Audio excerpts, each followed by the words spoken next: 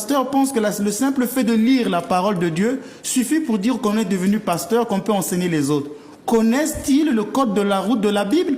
Par exemple, quand je dis que Marie n'a pas commis de péché, oui, ça les scandalise, mais parce qu'ils ne savent pas.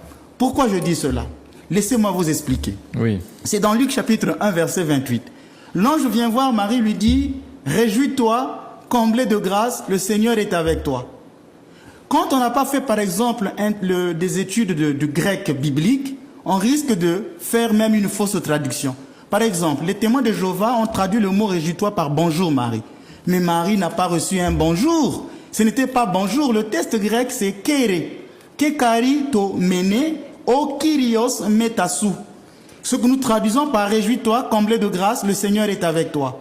Méditons sur ces trois phrases. L'ange dit « réjouis-toi ». Le texte dit que Marie est troublée par la salutation. Ce n'était donc pas un bonjour. Parce que si c'était un bonjour, comment peut-elle être troublée par la salutation? Et le texte dit que Marie entend la voix de l'ange qui lui parle. Alors que chez Zacharie, le texte dit que Zacharie vit l'ange et fut troublé. Zacharie est troublé par l'ange. Mais Marie n'est pas troublée par l'ange, mais par la salutation. Peut-être que ce n'était pas une apparition. Peut-être que Marie entendait une voix, mais n'avait pas vu l'ange. Je dis c'est une opinion théologique.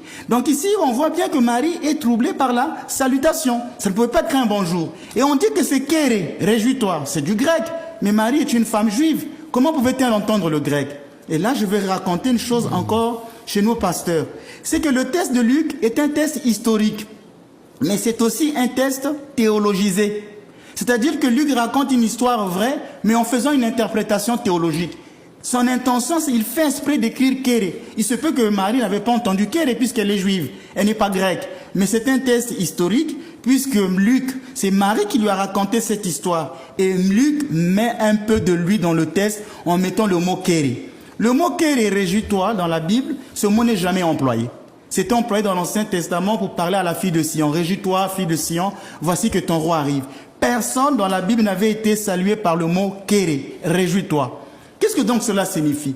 Cela signifie que Adam et Ève pleuraient parce que quand ils ont été refoulés du jardin d'Éden à cause du péché, Adam et Ève ont été expulsés du jardin d'Éden.